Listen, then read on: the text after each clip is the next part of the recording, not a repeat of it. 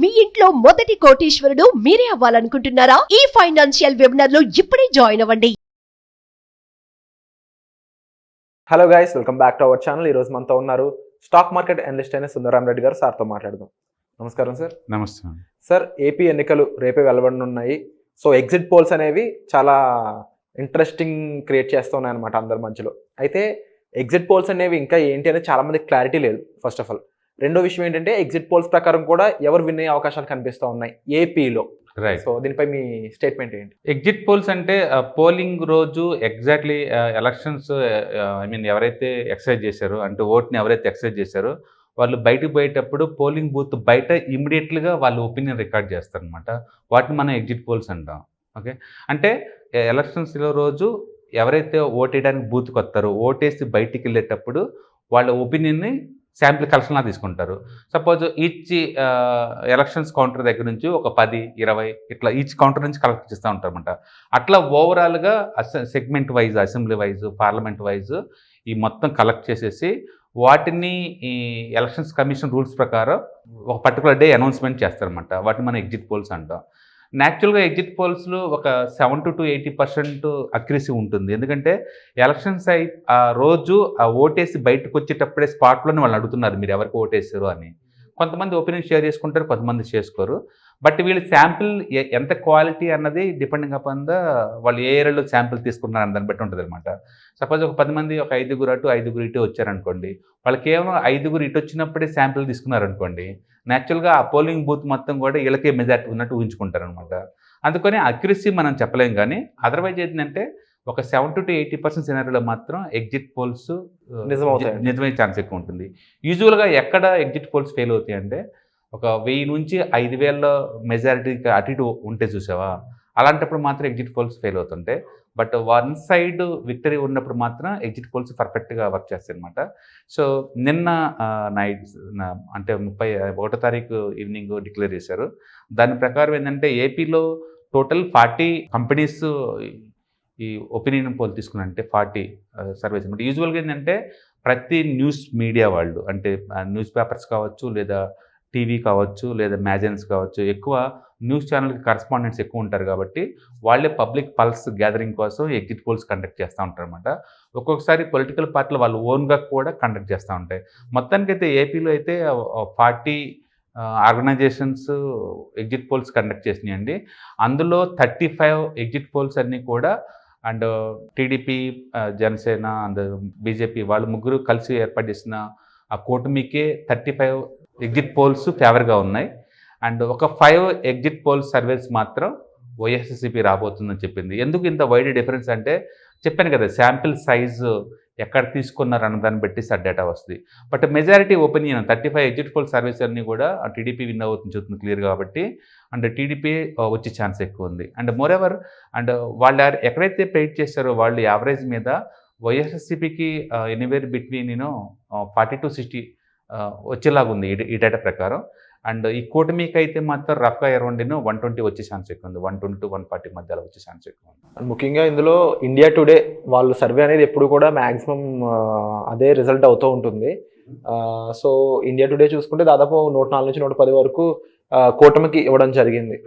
దానిపై మీ స్పందన ఏంటి? డెఫినెట్గా అంటే ఒక ఇండియా టుడే అని కాదు, జీటీవీ అని కాదు, బిగ్ టీవీ అని కాదు, లేదా చాణక్య కావచ్చు, లేదా వన్ భారత్ కావచ్చు, పీపుల్ రైట్ కావచ్చు, పీపుల్ రిపీట్ కావచ్చు, ఎవరికి వాళ్ళే క్రెడిబిలిటీ ఉంది, మాకుంది అంటూ ఉంటారండి. చెప్పాను కదా, ఒక 10 to 15% సినారియోలో మాత్రం ఇవి తారుమారు అయ్యే ఛాన్స్ ఎక్కువ ఉంది. ఎక్కడైతే టగ్ ఆఫ్ ఫైటింగ్ నడుస్తుంటుందో అంటే 1000 నుంచి 5000 ఓటర్స్ డిఫరెన్స్ వస్తుందో అక్కడ ఇవి ఎగ్జాక్ట్లీ ప్రెడిక్ట్ చేయలేవు అనమాట.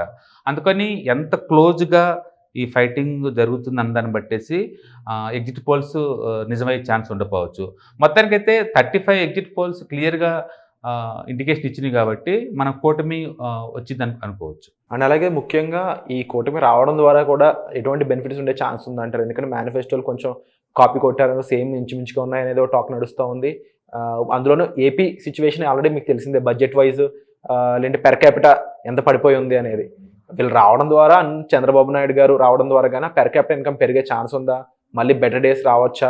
దీనిపై మీ స్పందన. కరెంట్ మార్కెట్లో కొత్త కొత్త కంపెనీస్ రావడం అనేది హైలీ ఇంపాసిబుల్ అండి. ఒకసారి ఎస్టాబ్లిష్ ఎక్కడైతే అయిందో అక్కడ కంపెనీస్ ఉంటే తప్ప. ఎందుకంటే ఆన్‌లైన్స్‌లో బిజినెస్ చేస్తున్న ఈ రోజుల్లో ఒక ఫిజికల్‌గా ఒక ప్లేస్‌కి వచ్చి ఒక ఆర్గనైజేషన్ సెటప్ చేయడం అనేది అంత ఈజీ ఏం కాదు. అందుకని ఒక 20 ఇయర్స్ బ్యాక్ ఉన్న ఎన్విరాన్మెంట్ ఇప్పుడు లేదు. ఓకే. ఇవాళ రేపట్లో అన్ని నాలెడ్జ్ బేస్డ్ కంపెనీస్ ఎక్కువ ఉన్నాయన్నమాట. హైదరాబాద్ ఎన్విరాన్మెంట్ చాలా స్టేబుల్‌గా, చాలా కనెక్టివిటీగా ఉంది. అందుకని కొత్త కంపెనీస్ ఏమైనా వచ్చినా సరే ఇక్కడ ఎస్టాబ్లిష్ చేసే ఛాన్స్ ఎక్కువ ఉంది తప్ప, ఆ ప్లేస్‌కెళ్ళి పెట్టే అంతేం లేదు. రెండోది మేనిఫెస్టోస్ మనం చూసుకుంటే గనక వీళ్ళొచ్చినా, వాళ్ళొచ్చినా ఈ పెన్షన్స్ ఫండ్స్ అంతే ఇస్తా అంటున్నారు. అండ్ ఇంటికి రేషన్స్ ఆఫ్ ఇవి ఇస్తా అంటున్నారు. అవే పథకాలున్నాయి more or less.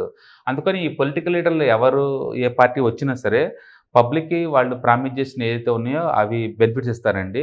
But economy పరంగా ఇంప్రూవ్ అవ్వాలి అంటే మాత్రం అంత ఈజీ ఏం కాదు. ఆల్రెడీ కాకపోతే బీజేపీ సపోర్ట్ ఉంది కాబట్టి సెంట్రల్ నుంచి ఫండ్స్ ఇస్తా అంటున్నారు గానీ, బీజేపీ సొంత స్టేట్ ఏం కాదు అది. ఇలాంటి స్టేట్స్ వాళ్ళ దగ్గర చాలా ఉన్నాయి.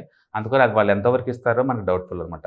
కాకపోతే పోలవరం ఇలాంటి ప్రాజెక్టులు వాళ్ళు స్పాన్సర్ చేస్తున్నారు కాబట్టి, ఆ ఏరియాలో కొంచెం ఫండ్స్ వచ్చే ఛాన్స్ ఎక్కువ ఉంది. అండ్ రెండోది అమరావతి ఒక క్యాపిటల్ అని అఫీషియల్‌గా మళ్ళీ జనాలకి నమ్మకం వచ్చే ఛాన్స్ ఎక్కువ ఉంది. టీడీపీ వాళ్ళు కనుక వస్తే. ఎందుకంటే వాళ్ళ పెట్ ప్రాజెక్ట్ కాబట్టి. అలాంటి కొంచెం సెంటిమెంటల్‌గా కూడా ఇన్వెస్ట్‌మెంట్‌కి ఎన్విరాన్మెంట్ అయ్యుండొచ్చు. ఎందుకంటే వైఎస్ఆర్‌సీపీతో పోల్చుకుంటే టీడీపీలో చంద్రబాబు నాయుడు వాళ్ళకి ఎప్పటినుంచో ఇండస్ట్రీ ఫ్రెండ్లీగా ఒక స్టాంపింగ్ ఉంది కాబట్టి మేబీ కొత్త ఏదన్నా ఇన్స్టిట్యూషన్‌లో వచ్చే ఛాన్స్ ఎక్కువ ఉంది. మొత్తానికి సెంట్రల్‌లో బీజేపీతో టై అప్ అవ్వటం వల్ల స్టేట్‌కి మంచి జరిగే ఛాన్స్ ఎక్కువ ఉంది. సో అంటే సెంట్రల్ గవర్నమెంట్ హెల్ప్ ఉంటే తప్ప స్టేట్ ఓన్‌గా అంటే మనీ రైజింగ్ అనేది అంత ఈజీ కాదు అని అంటారు. రైట్. ఎందుకంటే నేషనల్ ప్రాజెక్ట్స్ కొన్ని ఉన్నాయనుకోండి. ఇప్పుడు యూపీ గనుక మనం చూసుకుంటే ఒక్కొక్క రోడ్డు 1,00,000 కోట్ల వర్త్ గల రోడ్లు ఉన్నాయి అక్కడ నేషనల్ హైవేస్. 1,00,000 కోట్ల వర్త్. అలాంటి స్టేట్ గవర్నమెంట్, ఏపీ గవర్నమెంట్ వాళ్ళు సొంతంగా వేసే ఛాన్సే లేదు. కాబట్టి వాళ్ళు సెంట్రల్ గవర్నమెంట్ వాళ్ళు తలుచుకుంటే వాళ్ళు వాళ్ళ ఫండింగ్ నుంచి రైల్వేస్ డెవలప్ చేసుకోవచ్చు. పోర్ట్ మేనేజ్మెంట్ ఆంధ్రప్రదేశ్‌కి ఉన్న పోర్ట్ ఎక్కడా లేదండి ఇండియాలో. ఆ పోర్ట్ మేనేజ్మెంట్ ఆ ఏరియాలో డెవలప్ చేసుకోవచ్చు. ఇన్‌ఫ్రాస్ట్రక్చర్ డెవలప్ అవుతుంది. అండ్ పోలవరంకి వాళ్ళు ఎట్లాగే హెల్ప్ చేస్తా ఉన్నారు. అది ఆ ఏరియాలో ఉంది. అండ్ ముందు స్టేట్ క్యాపిటల్ ఎక్కడని కన్ఫ్యూజన్ అవసరం లేదు. ఒకటే అఫీషియల్‌గా వీళ్ళు అమరావతిని డిక్లేర్ చేస్తారు కాబట్టి ఆ ఏరియాలో డెవలప్ అయ్యే ఛాన్స్ ఎక్కువ ఉంది. పర్టిక్యులర్‌గా ఈ కూటమి వస్తే ఎవరికి బెనిఫిట్ అంటే అమరావతి చుట్టుపక్కల వాళ్ళకి మేజర్ బెనిఫిషనరీ అండి. అండ్ బ్రాడ్‌గా చెప్పాలంటే పబ్లిక్‌కి కొత్తగా పోయేదేం లేదు, అవతల వచ్చేది లేదు. ఎందుకంటే ఇద్దరు మేనిఫెస్టోలు చూస్తే మోర్ ఆర్ లెస్ అన్నీ ఒకేలాగా ఉన్నాయి కాబట్టి పబ్లిక్ రావాల్సిన బెనిఫిట్స్ అంతా ఇండివిజువల్‌గా ఏదైతే స్కీమ్స్ ఉన్నాయో అవి కంటిన్యూ అయ్యే ఛాన్స్ ఎక్కువ ఉంది. Wonderful sir. Thank you so much sir. మాకు చాలా విషయాలు ఇందులో చెప్పినందుకు. సుమన్ టీవీలో మీ పర్సనల్ అండ్ బిజినెస్ ప్రమోషన్స్ కోసం కింది నెంబర్కి కాంటాక్ట్ చేయండి.